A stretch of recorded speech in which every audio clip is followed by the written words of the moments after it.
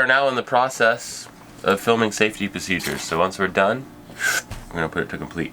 So for me, Blue, and Sean, we've definitely done this stuff before and been through like the safety drills and worst case scenarios. Anytime you have questions about this, don't hesitate to ask anything. That goes for anything actually, like anything on the boat. There's no such thing as a stupid question. Okay, so number one rule is don't fall off the boat. I guess the first thing we can start with in regards to safety is being underway while sailing. If you're going to leave the cockpit during the day, let somebody know. There should be somebody else in the cockpit with you. At night, if you're going to leave the cockpit, you have to have your vest on and you're going to be clipped in. So that's like the sailing rules, like just common sense. Don't pee over the side of the boat during the night. During the day, I do it all the time. If the conditions are bad, don't do it. One hand for you, one hand for the boat. Yeah, it's a very good rule. But if something were to happen, if we were in bad weather and some freak accident happened, you fell overboard. The procedures for that, it depends on whether the person is seen falling overboard or whether they're not seen. The first one, if somebody's out there with you and hears the person falls overboard or sees them, it's immediately your job and your only job to point at that person and keep your eyes on them and yell. Get everyone else up. Don't go run for something, don't go do anything. You just like point and say, man overboard, like just yell for anybody to come up. People can get lost super fast in the swells, like their head will like go under a swell or something, and then you turn away and turn back and they're gone. So we do have AIS devices in those vests, and they're water activated, so once you get in the water with them, if you were to fall in, it inflates. There's a strobe on it that you can turn on, and there's also an AIS device, which is basically just a transponder that we can see on our system, and we can see up to like 10 miles away, I think. So once that person is yelling and has their eyes on them and pointing, other people will appoint people to do things. The second option is if we don't see the person falling overboard. That's why one reason why when we do our watch schedules, it's really important that you set an alarm and you wake yourself up.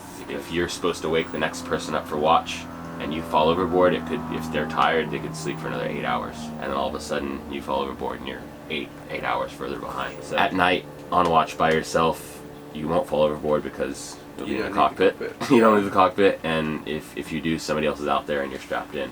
But freak accident, something weird happens, the first thing we would do on board would be to put that man overboard. We have like a personal man overboard on the side of the boat. You just pull it, it drops out, it releases like a one-man life raft pretty much. And that way that person it has a strobe and kind of a tall inflated arm. So that person can go ahead and swim to it and get in it, and it'll make it easier for us to find that person. Yeah, even for example the cushions, they're a good thing to make a breadcrumb trail. So if you throw them all out, obviously they're all going to stay in the same spot. You can go pick that up to go find the people further down. So anything that floats. Throw a life vest in too, because those vests, they'll hit the water, it'll activate the AIS, and the idea is that you can swim to that, and then we can track you by the thing. So have you ever seen a man overboard, Sean? Close, but no one in the water. Like 2 o'clock in the morning, passing Cape Horn. Oh, you don't want to go overboard there. No, we had a accidental jibe, and the guys up on the bow were busy putting down the jib to put up a storm jib. The jib backed and knocked him flying over the bow, but lucky I grabbed hold of his lifeline, and he went over and I grabbed that, but he was just dangling on the side. Oh my god. So almost lost it. But he was clipped in. No, he wasn't clipped in because he just took himself off, but I was like clipped in, but I had his lanyard clipped to me. So as soon as that sailed back, it knocked him off the side through the stanchions. But yeah, that was the closest for me. Other than that, strict watch rules, strict rules about who walks up forward at night. And the next thing I guess we'll cover is like bad stuff happening on the boat. Fires, they suck. You don't want to have them on a boat out on the water. Luckily we don't have propane anymore. So like a propane gas fire, it won't happen on Delos anymore. It would most likely be an electrical fire, and we have fire extinguishers throughout the boat that are good for electrical grease and for oil. 3 combustibles, ABCs. I'll show you guys where those are right now. Yeah, come good. Come now. Walk through. So this is the first one. And basically the way come on in here, Gia. Don't be shy. So basically the way that these things work, you just flip this thing, this comes out, you pull that pin, and then they're ready to go. You guys shake it. Shake it, shake it, shake it, shake it, shake it. Shake it. Oh, it should be shaked. It should be turned upside down every week. Really? Yeah. Just to get the DPC, just so the DPC powder can mix up. Okay. I can shake it when you pick it up. And then the idea of any fire is you want to just hold it down, spray at the base of the fire with big sweeping turns. Don't be ashamed to fucking use this whole thing. Like, we're not trying to save this. If there's a fire, just fucking empty it. We'll clean up the. I'd rather clean up a mess than recover a boat. Okay, there's one more here, and there's one in the back outside the head. They're all the same.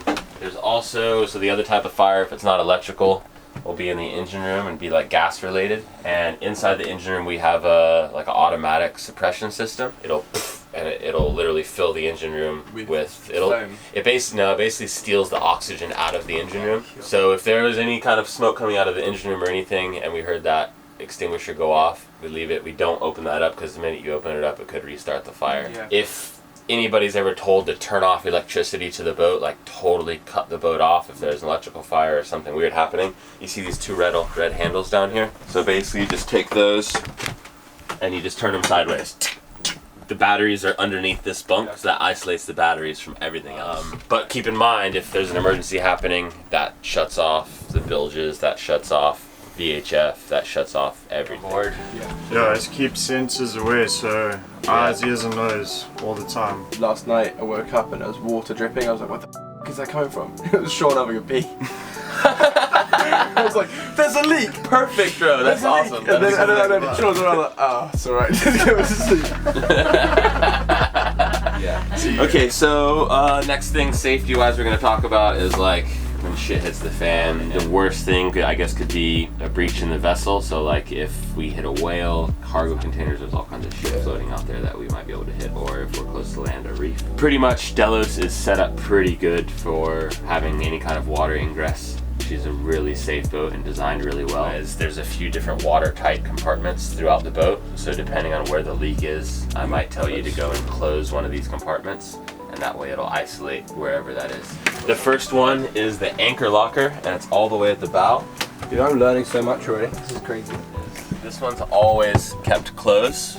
From there forward, if we happen to get a hole in the boat from there forward, the water will stay up there. The next one is this area that we're in, your room. So come outside here, guys. Yeah. Grab this, come out here, close the door up. And this thing goes in that hole, and then you just tighten this bitch down. And that'll bring that seal up against the door and lock it in. That seal's 20 years old, so if we have water in there, it'll probably be leaking out, but it'll do something. Yeah. So down here, underneath these milks, remember that red handle we were talking about? Yeah. So this thing here, this is what comes from the shower and the sink drain. So if we were doing this, we'd close this. Ooh, it's tight. The engine compartment, where we lift that door up, that's also a watertight compartment.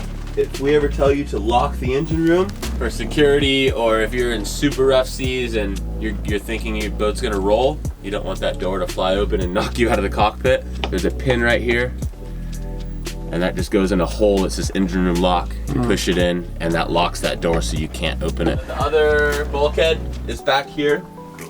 Same vibe. Which is the same thing. This door closes. Here's the turner. Cool. So the idea with Delos is she can actually float with one of the compartments filled with water, buoyancy wise. If we do happen to hit anything and we're taking on water, of course the first important thing is to like calm down and assess the situation. Like a lot of people might panic in that situation. Take a deep breath and just sit for a second and think about what's going to happen. It might take a couple seconds off what you're going to be doing, but it'll make you think. Right. Of course, find the leak is the first thing, the most important thing. Slow the leak down by anything possible. Shove pillows in there, plastic bags. In the locker there, we have underwater epoxy too. If it's really big, we can wrap a sail around the outside of the boat and then tighten it up, you know, so it'd be like a sling around it. In that cockpit locker, there's a manual pump too. We have a little mini bilge pump that's about this big, a mini crash pump we can hook up and throw in there. We also have corks. In the cockpit locker, we have these like the little triangle looking things. Yeah. It's kind of hard to fit those in place, but you can use it to jam stuff into the hole itself. They work, for example, like the ball valve over here, that thing's frozen. So if someone did have to open it and it would break, you get water leaking in through there, so use that bung to seal something like that. Yeah, that's probably the most important thing, is to slow the water, calm down, and then come up with a plan for longer term. Yep. That's probably about it for that.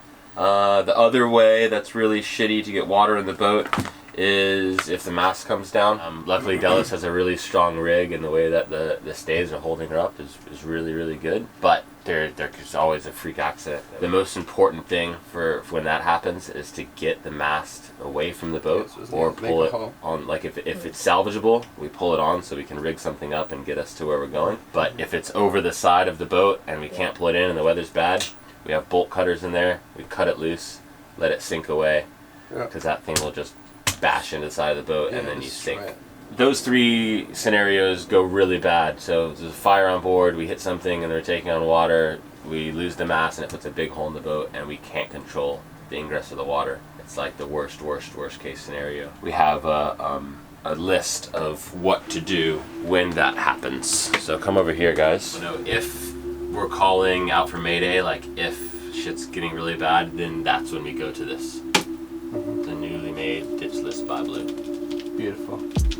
Okay, so let's get through this. This is the ditch list. There's a hole, we're sinking, shit's really bad.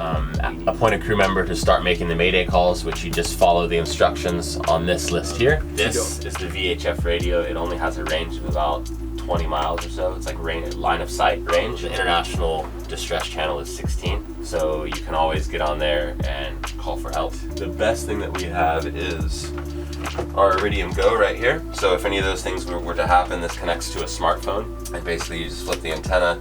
We put it out in a secure place so it doesn't fly overboard out in the cockpit, and then we can send text messages to people, we can call people, send an SOS. We can do so much with this thing right here. There's a button on the side.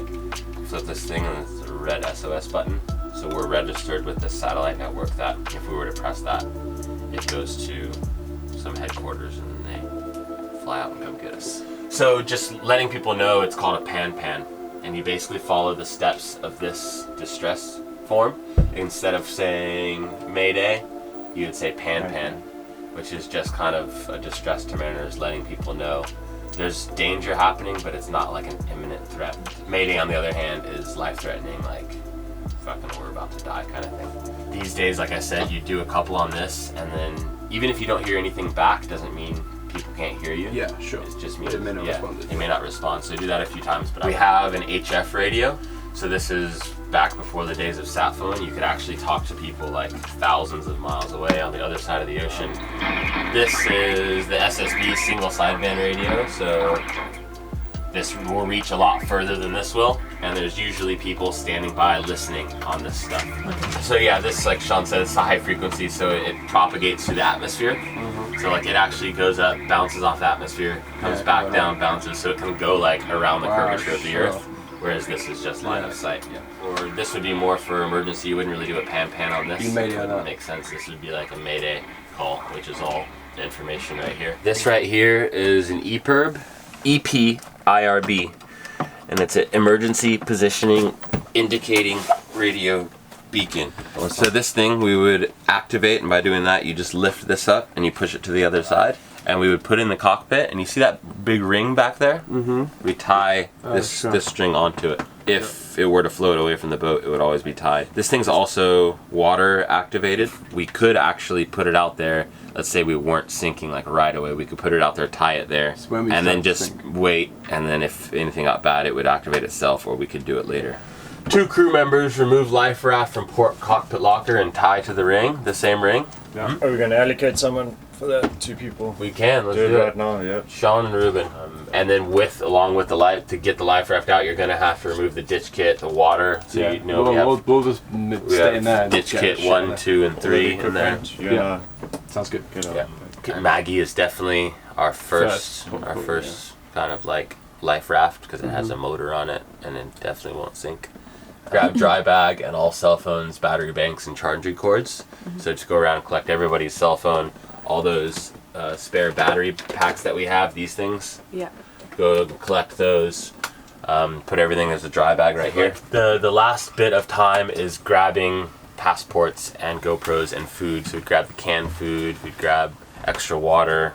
And like I said the other day, the most important thing is most people that abandon ship you hear stories of, they find their boat floating like months later, and the life raft, they either never find the person or the person's picked up on their life raft. So we really want to stick close to Delos. Even like we said, if this was filled with water and she's underwater, she still might float for another 2 weeks. So it's really important to stay close to Delos unless it's super dangerous. This is our #1 life raft. And probably if she sinks enough, then there's going to be debris and cushions and all kinds of shit around. So the closest we can stay to Delos is always the best. And that's it, man. So we'll have all of our stuff sitting in the cockpit ready to go. We'll still be appointing somebody to go through these steps again and still making radio calls, we'll just keep doing that over and over and over.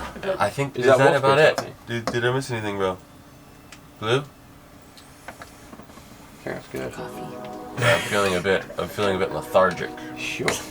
We're going to be leaving in about an hour. Oh, yeah. Gotta go down on some music. Well, there's probably more important things to do than that. What? The dinghy on deck. Oh shit! Yeah. A few things.